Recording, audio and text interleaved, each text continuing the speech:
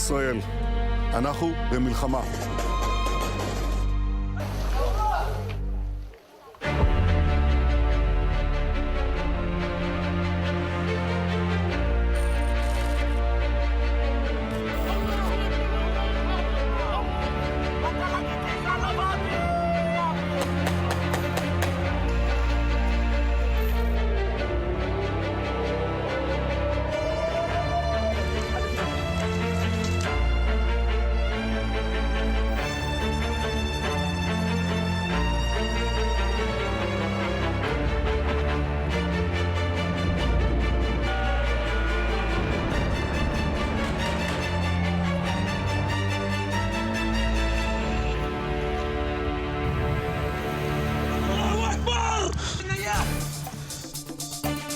Hoy es un día de conmemoración con mucha tristeza, con mucho dolor.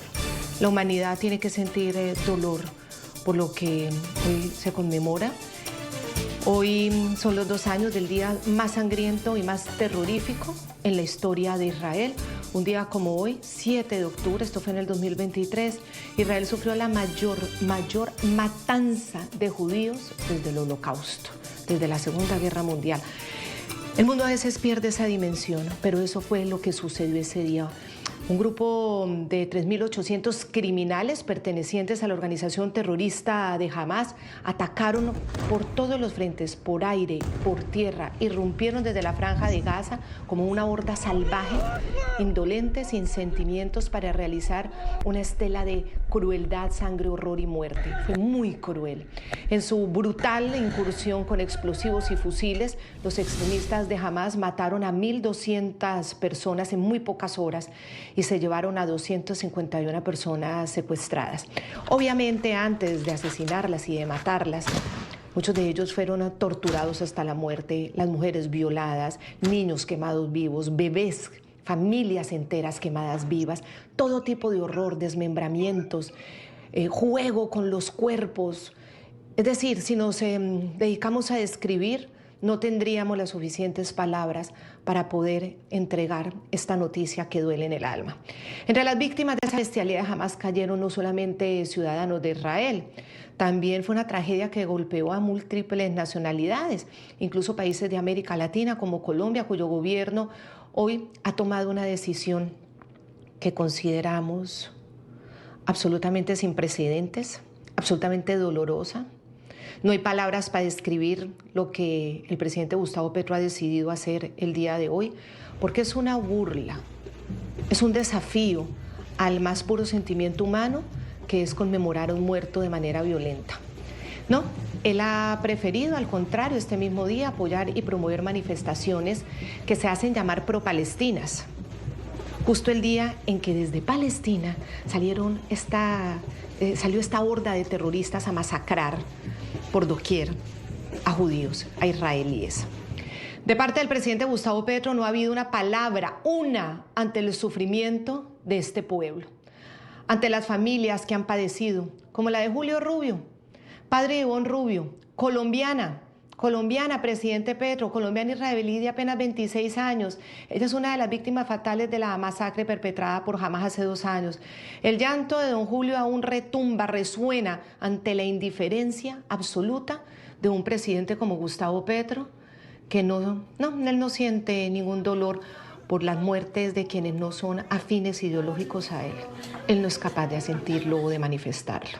Miren ustedes, queremos comenzar este programa con este grito de dolor de un padre que ni siquiera pudo ver a su hija porque su cuerpo fue tan maltratado, tan entregado de manera cruel, que ni siquiera pudo verla. Ellos saben. Pero fui a buscarte, mi amor, ¿por qué? Ay, Dios mío.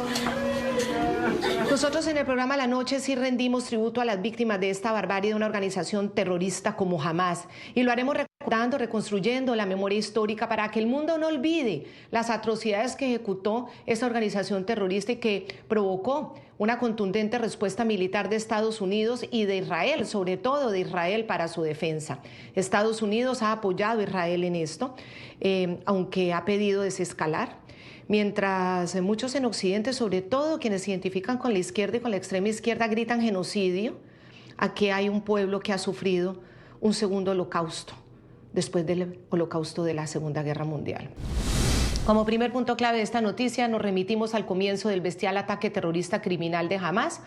Ocurrió en una explanada cerca del Kibbutz Reim, fronterizo con Gaza. Era un día de felicidad, de diversión, de tranquilidad para los asistentes al Festival de Música Electrónica Nova.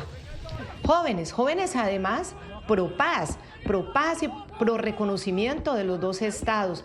Terminó en esta demencial masacre. Los criminales de Hamás ingresaron, abrieron fuego indiscriminado. Las balas asesinas acabaron con la vida de 370 jóvenes indefensos. Eso sí, a muchas mujeres y hombres los violaron, los masacraron, los torturaron hasta que murieron.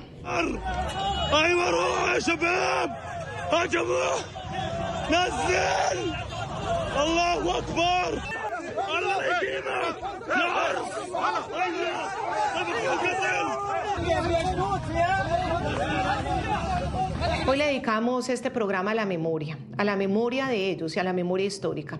Marcos Pekel, que es director de la Confederación de Comunidades Judías en Colombia, ha manifestado junto con esta confederación la indignación que sienten por la actitud del presidente Gustavo Petro. Hoy es un día sagrado, dice Marcos Pekel. ¿Por qué, Marcos? Bienvenido y toda nuestra solidaridad 2 años después de esta barbarie que a quienes sufrimos por el sufrimiento ajeno nos quitó mucho el sueño. Bienvenido, ¿y por qué es un día sagrado? Un saludo, Claudia, muchísimas gracias por invitarme a este programa en este día dedicado para nosotros a la recordación de algo atroz, y saludo también a toda la audiencia del programa La Noche. Marcos, ¿por qué es un día sagrado hoy? ¿Por qué usted lo considera un día sagrado hoy?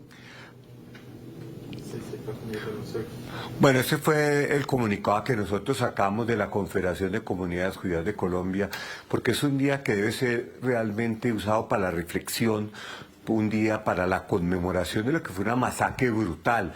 No solo fue una masacre porque fue contra judíos, sino la forma en que se llevó a cabo. Entraron los terroristas, se acribillaron familias enteras en sus hogares, en sus camas, violaron mujeres, mataron bebés, y luego, como mencionaba en la nota usted, a unos jóvenes en un festival de música, llegaron los terroristas a matarlos, y ahí solo en ese festival asesinaron a 370 jóvenes, y además se llevaron 250 secuestrados de las distintas localidades donde llegaron los terroristas, de los cuales 48 permanecen hoy, 2 años después, aún en cautiverio. Este es un día para realmente recordar y rememorar esta masacre y las víctimas de la misma, que incluía, como dijeron ustedes, también ciudadanos colombianos. Sí, ciudadanos de América Latina, ciudadanos de otras latitudes, ciudadanos que estaban o en Israel o también eran de doble nacionalidad o comparten la misma religión. Claro, esto es una tragedia, y es una tragedia para el mundo, porque el mundo tiene que darse cuenta que esto, a través de Israel, estos terroristas atacan porque consideran que quien no esté bajo su interpretación absurda de la Sharia deben desaparecer de la faz de la tierra. Quiero saludar a Jessica Guitis. Jessica es directora de difusión de Fuente Latina, además productora ejecutiva de la docuserie de Fuente Latina sobre las víctimas latinas del 7 de octubre. Jessica, gracias por acompañarnos. Usted ha hecho un trabajo impresionante, sobre todo de concientización, porque al poner esto en un documento organizado visualmente que impacta, pues obviamente llega mucha gente que quizá no entendió lo que sucedió y que ahora gritan genocidio en el caso de Palestina, pero ni siquiera se dan cuenta de ese intento permanente de genocidio en el que vive el Estado y la gente de Israel. Bienvenida, y ¿cómo describiría hoy usted este día, 7 de octubre, 2 años después? Muchísimas gracias por recibirme, primero que todo, y saludos a todos los televidentes, saludos a Marcos Pekel.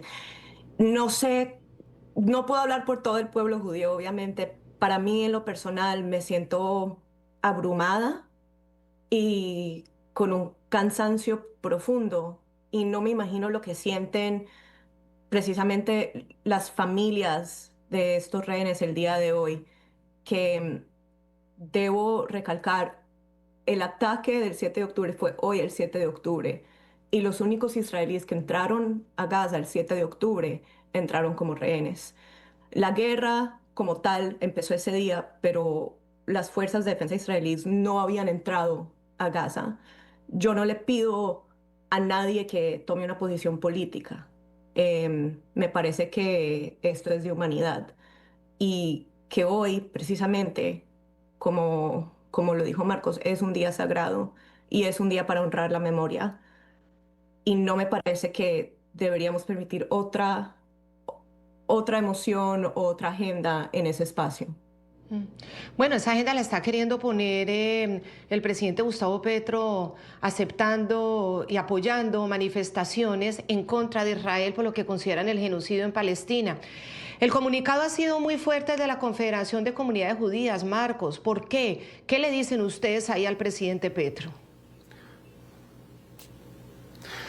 Nosotros le decimos a aquellos que están utilizando el día de hoy para algo distinto a conmemorar que no es el día, que realmente cuando uno ve por ejemplo, convocatoria de una organización como FECODE o el ministro del Interior Armando Benedetti llamando hoy a salir a una marcha por Palestina en ese mismo día que ocurrió la masacre, me parece que no tiene presentación, me parece que eso realmente muestra una completa insensibilidad con las víctimas, una insensibilidad con la comunidad judía, una insensibilidad con el Estado de Israel, con lo que tuvo que padecer ese 7 de octubre de 2023. Es una afrenta al dolor mismo. ¿Qué piensa usted, Jessica, sobre esto, sobre esta nueva agenda para el 7 de octubre que imponen esos aliados de Gustavo Petro y de su mismo gobierno, como su ministro? Él, de todas maneras, apoyando esas convocatorias. Pues como lo dijiste hace un ratico, Claudia, colombianos también fueron impactados este día y en este momento Rebeca González es una colombiana y su esposo, Elkana Bohbot, colombo-israelí, permanece secuestrado en Gaza. Ni hablar de los secuestrados dentro de nuestro propio país.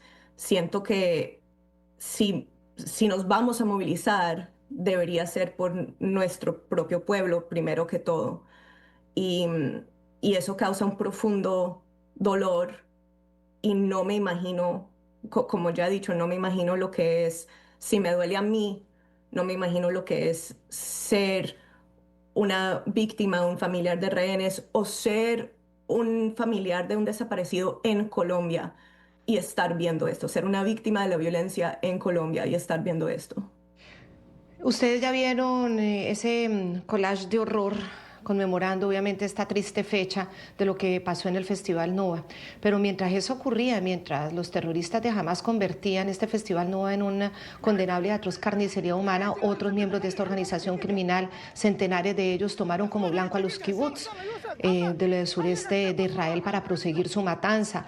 Las familias habitantes de las comunidades agrícolas israelíes fueron atacadas salvajemente. Recordemos que los kibbutz son esas comunidades agrícolas conformadas entre varias familias y viven y trabajan alrededor de su kibutz, generan su comunidad, sus escuelas y su desarrollo en esas comunidades. En el kibutz Kafar fueron por lo menos 200 las víctimas fatales, entre ellas más de 40 bebés. En el kibutz Be'eri otras 100 personas fueron asesinadas, además de los 47 civiles masacrados en el kibutz Niroz, que quedó también cruelmente arrasado. Los hallazgos luego de las autoridades israelíes dejaron al descubierto ese salvajismo de Hamas, cadáveres amontonados, desmembrados, incinerados, todo tipo de aberración ahí se podía encontrar. Marcos, cuando uno rememora lo que fueron capaces de hacerle a gente absolutamente inerme, tranquila, bebés, niños, familias enteras, uno no puede dejar de pensar en que la organización terrorista Hamas no puede seguir existiendo sobre la faz de la tierra. Es decir, el mundo, sobre todo el mundo occidental, de los valores occidentales, el mundo que cree en la vida, el mundo que cree en la superación de los problemas y los conflictos a través de mecanismos, de diálogos, no puede permitir que una organización que basa su existencia para cometer este tipo de atrocidades exista. En eso se ha basado la guerra de Israel en Gaza, porque Desde el mundo se escuchan muchas voces que gritan genocidio.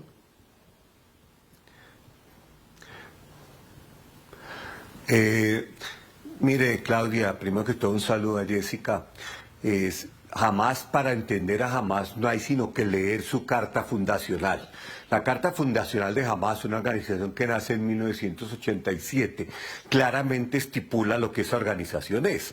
Una organización que tiene un objetivo, la aniquilación del Estado de Israel, que no acepta negociaciones de paz, cuyo objetivo realmente es hacerse a todo el territorio de Palestina, expulsando, sacando o matando a los judíos, que es lo que ellos trataron de hacer el 7 de octubre. Recordemos que Hamas es el gobierno ilegítimo de la Franja de Gaza, que la Franja de Gaza Israel se la entregó en su totalidad a la autoridad palestina encabezada por Mahmoud Abbas en el año 2005. Dijo, señor, acá tiene, comiencen a construir su Estado, sus instituciones, mejoren la situación de su población. 2 años después, el gobierno legítimo fue expulsado por el mismo Hamas, y Hamas desde entonces convirtió Gaza en una guarida para llevar a cabo acciones terroristas contra Israel, lanzar misiles, construir túneles, hacerse a un arsenal. Y lo que vimos el 7 de octubre realmente fue una continuación, o fue llevar a cabo la misión fundacional de la organización, que es cometer un genocidio contra el pueblo judío y contra el Estado de Israel. Y lo que dijeron sus líderes después, 2 o 3 o 5 días después, o un mes o 2 años después, haremos cada vez que podamos un 7 de octubre. Esa es nuestra misión. Por lo tanto, el objetivo de Israel es evitar que jamás siga presente en la Franja de Gaza o en Cisjordania, porque si bien Israel ha sido una gran víctima de Hamas, y los ciudadanos israelíes lo han sido también los palestinos. Los palestinos que viven en Gaza han sido víctimas de Hamas en estos 2 años. Los palestinos han sido utilizados como escudos humanos. Le preguntaron a un líder de Hamas después de la masacre del 7 de octubre que por qué no permitía que los ciudadanos palestinos de Gaza se refugiaran en los túneles. Y con el cinismo que lo caracteriza, dijo, no, los túneles son para nosotros, los combatientes, la gente de arriba que se organice como pueda. Pues esa gente de arriba son los palestinos, que son los que Hamas ha sacrificado en aras de implementar su misión genocida de acabar con el Estado de Israel. Por eso es inconcebible que cuando esto se acabe, y espero que se acabe pronto, y que los secuestrados vuelvan a sus hogares, y que el sufrimiento de la misma población palestina termine, Hamas no puede seguir estando en Gaza. Sí, no puede seguir estando en Gaza, y efectivamente no puede existir una organización terrorista de esa magnitud. Obviamente no puede existir, y en eso pues se supone que son las fuerzas israelíes las que están trabajando en ello, en ese propósito. Ahora, desde el ejército israelí se escucha que quedan 10.000 combatientes de Hamas todavía, pero los operativos han cesado precisamente para lograr que vuelvan los rehenes a sus hogares. 48 personas, ustedes los ven en el fondo de la pantalla, 48 personas que aún siguen en unas condiciones horribles en esos túneles. Hemos visto incluso cómo uno de ellos era obligado a cavar su tumba. Una situación horrible. Jessica Guitis, usted ha sido fundamental para brindarle apoyo a familias de secuestrados en Estados Unidos y de otras latitudes. ¿Cuántas personas sigue usted apoyando y qué esperanza tienen en este momento del regreso de sus seres queridos? ¿Cuántas personas? No te sabría decir. He tenido, no sé si el honor, el privilegio es muy extraño conocer a personas que uno admira a través de algo tan trágico. Hay esperanza, pero también hay abrumamiento. No se sabe si uno puede tener esperanza. Estamos en este momento lo más cerca que hemos estado a que liberen a los rehenes y que se acabe esta guerra. En este momento hay demostraciones en Estados Unidos, conmemoraciones en Israel y en otras partes del mundo. Y sé que gran parte de las familias de rehenes y de rehenes liberados están, por ejemplo, en Washington, D.C., enfrente de la Casa Blanca, todavía luchando. Estamos lo más cerca que hemos estado en en todo el año, tal vez desde el comienzo de la guerra, a que pase algo. Pero hemos estado a punto de respirar tantas veces que hay mucho miedo. Y la verdad es que cómo se sigue adelante sin tener a las 48 personas de vuelta. Entonces, queremos tener esperanza, queremos pensar que ya estamos al final, pero ha pasado tantas veces que en este punto no sabemos, no sabemos.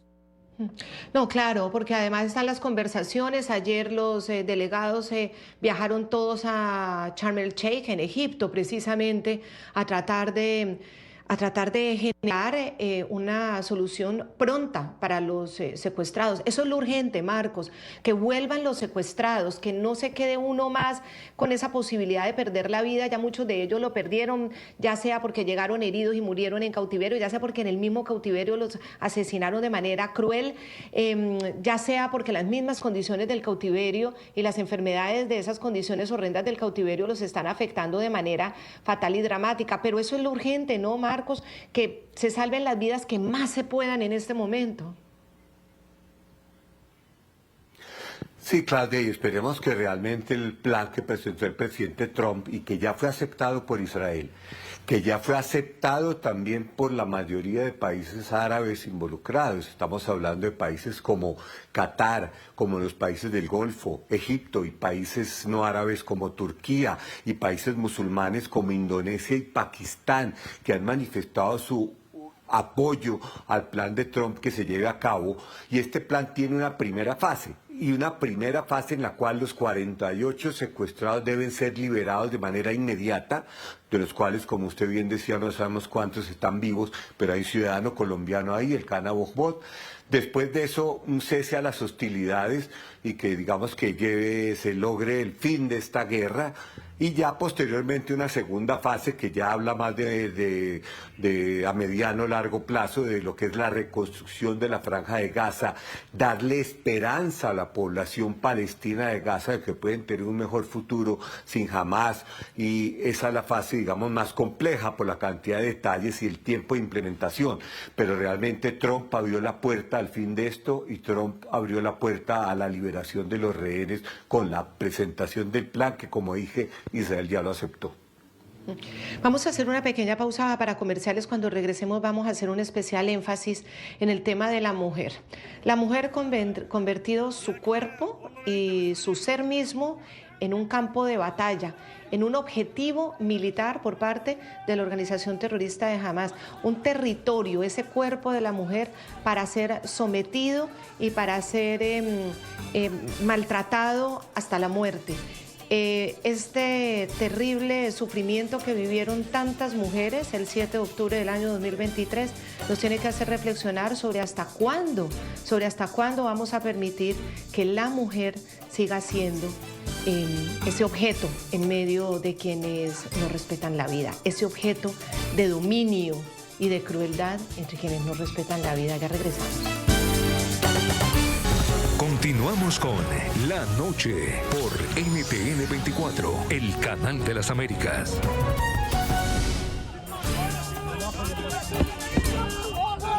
Rememoramos aquí en el programa La Noche los despreciables y cruentos vejámenes cometidos por Hamás hace 2 años en esa incursión brutal, 7 de octubre del año 2023, de guerra, horror, muerte, dolor absoluto por el salvajismo con el que los criminales de Hamás decidieron cometer su masacre en territorio israelí. La peor matanza de judíos y israelíes desde la Segunda Guerra Mundial, desde el Holocausto.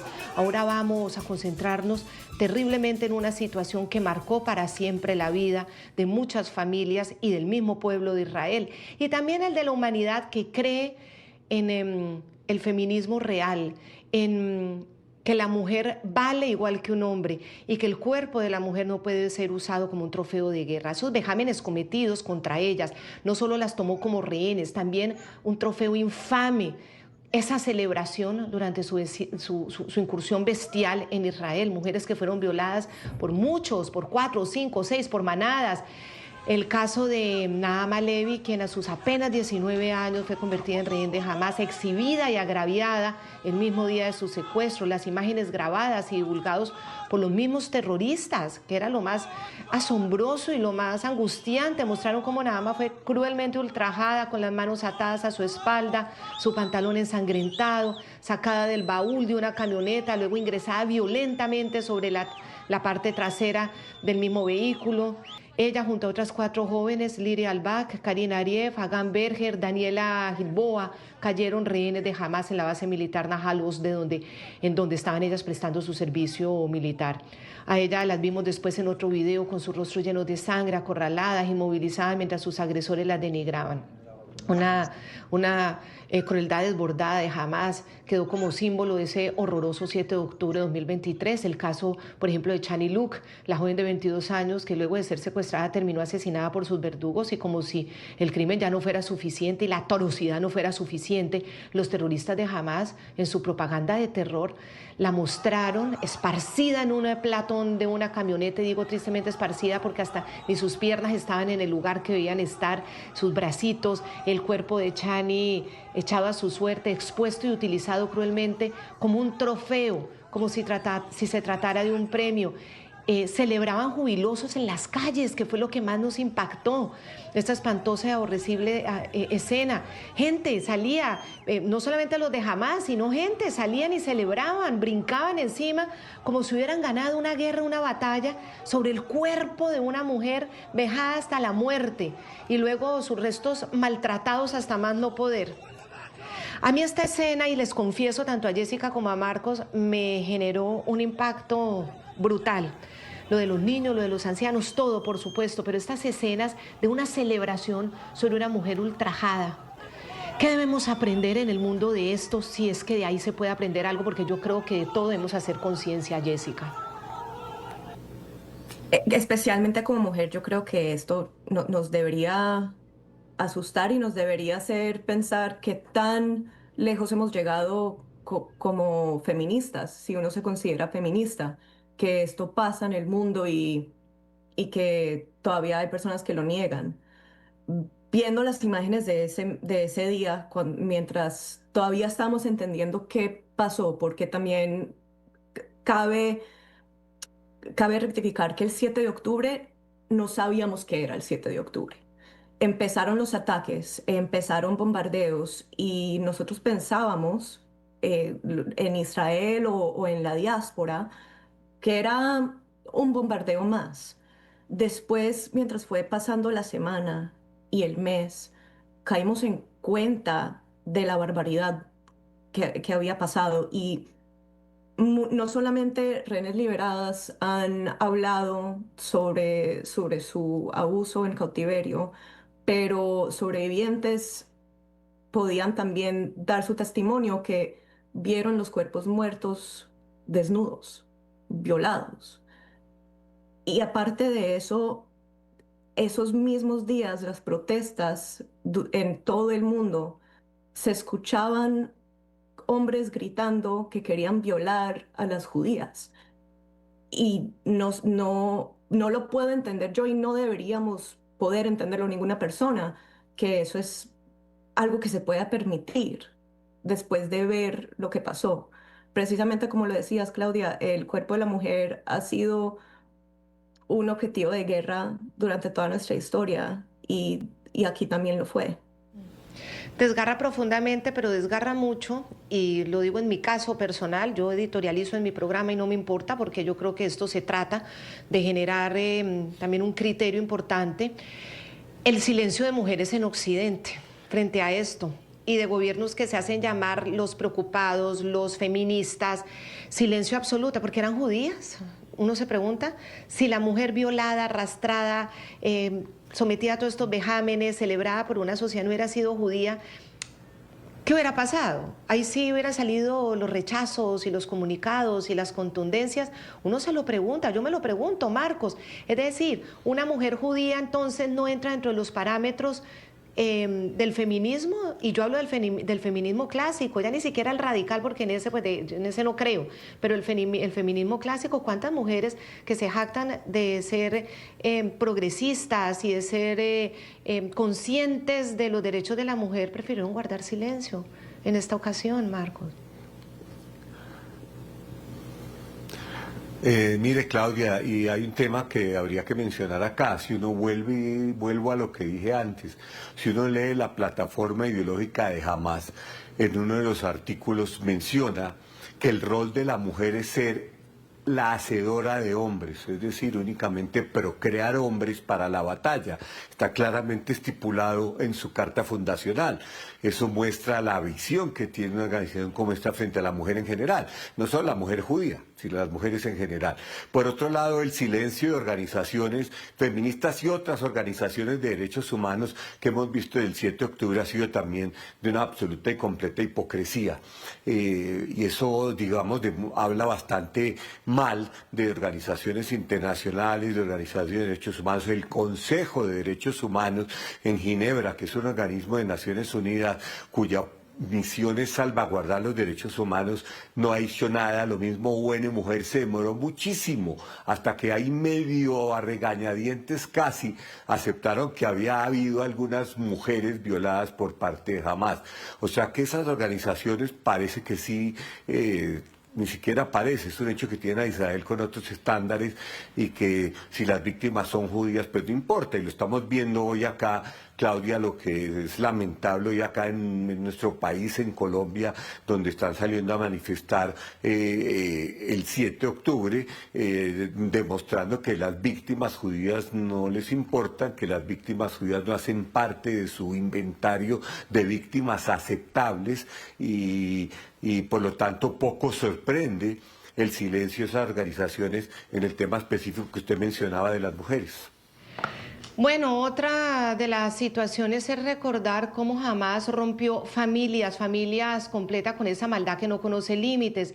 Los terroristas que realizaron el ataque hace 2 años actuaron con una sevicia sin importar la fragilidad de las víctimas. Veíamos mujeres, aquí las estamos viendo como mujeres de verdad torturadas, pero aquí estamos viendo a la familia Vivas, a Vivi con sus hijitos, bebés, Ariel y Fir.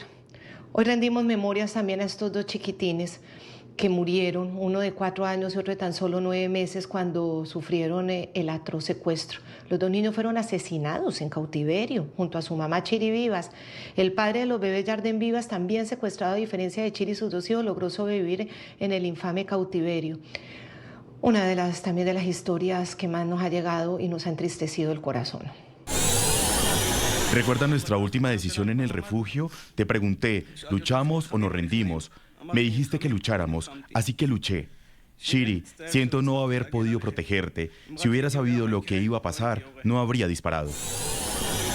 Esta historia, Jessica Gitis, esta historia de horror, el de coger a una mamá absolutamente indefensa con sus bebés que abrazaba desesperadamente, llevársela en medio de esa angustia, tenerla secuestrada y luego asesinar a los niños, como informó Israel, como informaron las autoridades, y la forma en que los mataron para que pareciera que los había matado una bomba de Israel, es otro de esos sinónimos de la crueldad que uno no entiende. Uno se pregunta cómo estas familias van a poder, como el padre y esposo de la familia Vivas, ¿cómo va a poder superar esta situación en el futuro y cuál es la esperanza que podrían tener la misma familia y el mismo pueblo, Jessica? Bueno, Claudia, yo he trabajado con un miembro de la familia Vivas, con Mauricio Schneider, que creo que tú también lo has entrevistado, y su manera, él era tío de Shiri y de los niños, y su manera de despertarse cada día tiene que hacerlo para seguir luchando por los rehenes que quedan en cautiverio. Y cuando uno ve a Yarden, incluso no sé si algún televidente o si tú has visto cuando Yarden enterró a su familia, lo que dijo, porque ellos eran latinos y él le dijo mi amor a Shiri en el discurso. Y él, con ese dolor de haber perdido toda su familia, también sigue luchando. No puedo hablar por ellos porque no me puedo imaginar el dolor. Lo que sí sé es que con los ex rehenes, los rehenes liberados que he conocido o los familiares que he conocido, no hay, todavía es el 7 de octubre, no hay un 8, no hay un 9, están todavía esperando que esto acabe, que sus seres queridos regresen o poder enterrar los que siguen en cautiverio. Yarden, por ejemplo, sigue luchando, tiene dos de sus mejores amigos, que son argentinos también, en cautiverio, Ariel y David Cunio. Y si queremos saber qué va a pasar, tenemos que apoyar esto que está en la mesa, este es el fuego que de pronto podría llegar a pasar, porque no pueden seguir adelante sin cerrar este capítulo de los rehenes. Este atroz cautiverio al que jamás sometió a 251 personas de esa manera tan salvaje ha dejado también impresionantes imágenes de esas condiciones tan crueles en las que tienen a sus víctimas, esos estados físicos, son esqueléticos humanos, han logrado sobrevivir, recobrar su libertad, los que han logrado con los acuerdos poder recobrar esa libertad, pero irrefutable la degradación y la inhumanidad impuesta por el terror de Hamás. Y es que esta organización convirtió su vasta red de túneles también en esa despiadada madriguera para sus secuestrados, los temibles túneles, esos que hemos visto permanentemente que ha descubierto el ejército de Israel desde que comenzó la incursión en Gaza, construidos por Hamás para almacenar armas, explosivos, cómo han sido usados además como centros de tortura, como lo evidenció en su momento el video en el que Hamás mostró al secuestrado Eviatar David, de 24 años, él muy demacrado, delgadísimo, obligado a cavar lo que él dice su propia tumba. Es terrible. Lo que estoy haciendo ahora es cavar mi propia tumba. Cada día mi cuerpo se vuelve más y más débil. Estoy caminando directamente hacia mi tumba. Esta es la tumba donde creo que voy a ser enterrado. Continuamos con La Noche por NTN 24, el canal de las Américas.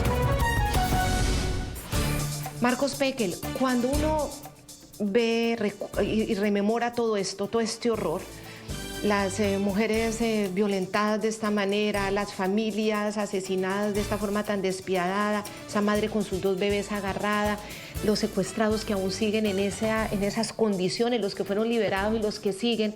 Y resulta que miembros de esta flotilla que fue interceptada intentando llegar a Gaza, de la famosa flotilla humanitaria, la Sumud, ahora dicen que es que los torturados son ellos, Greta Thunberg y todos ellos, y Petro diciendo que la torturaron. Cuando uno ve esto, no estamos perdiendo la verdadera dimensión de realmente qué es una tortura frente a una decisión de un Estado de detener a unas personas y deportarlas.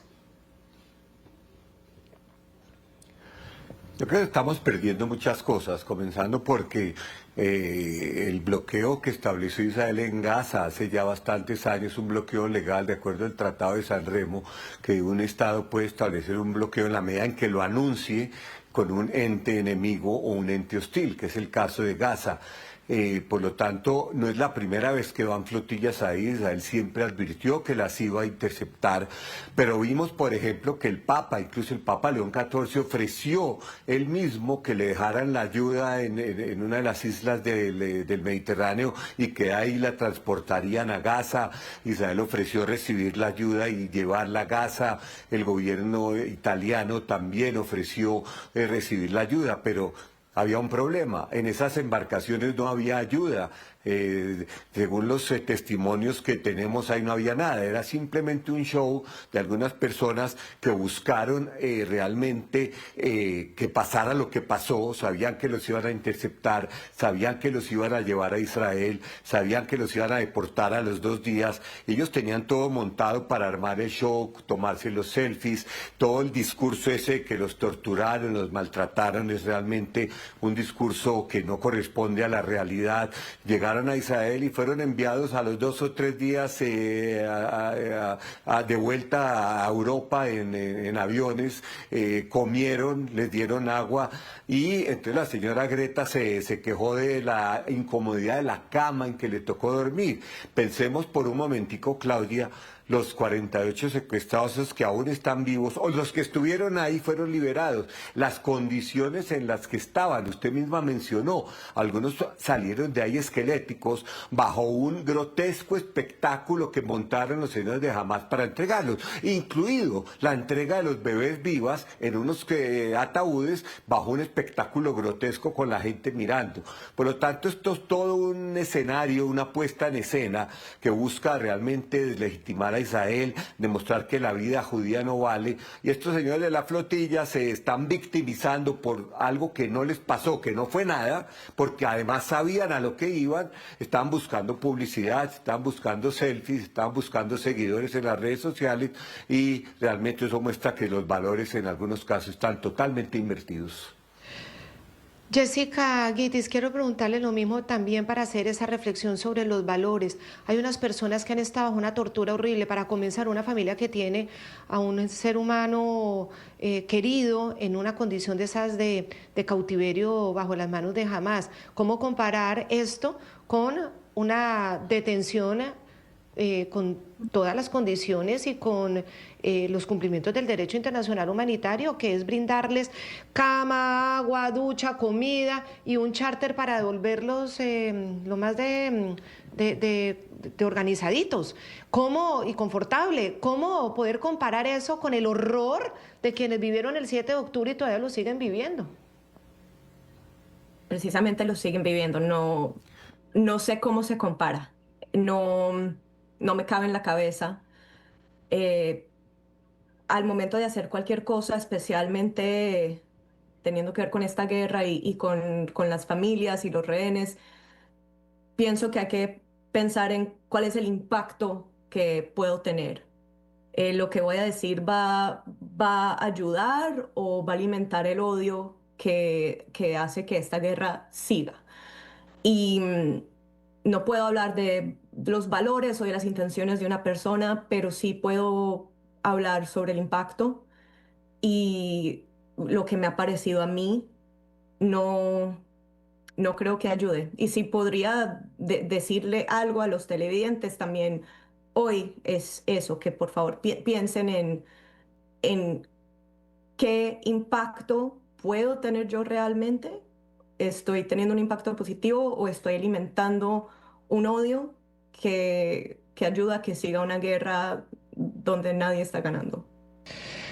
Sí, vamos a despedir el programa y quiero de cada uno de ustedes una pequeña frase o reflexión sobre lo que significa el 7 de octubre. Para despedirnos, vamos a estar viendo en el fondo este gráfico sobre esos 48 secuestrados, rehenes que aún permanecen en poder del grupo criminal Hamas. 20 se creen que aún están con vida. Imagínense, los otros 28 rehenes restantes estarían sin vida. Ojalá que no, ojalá que sí estén con vida. Pero bueno, es la información que se tiene por parte de las autoridades de Israel.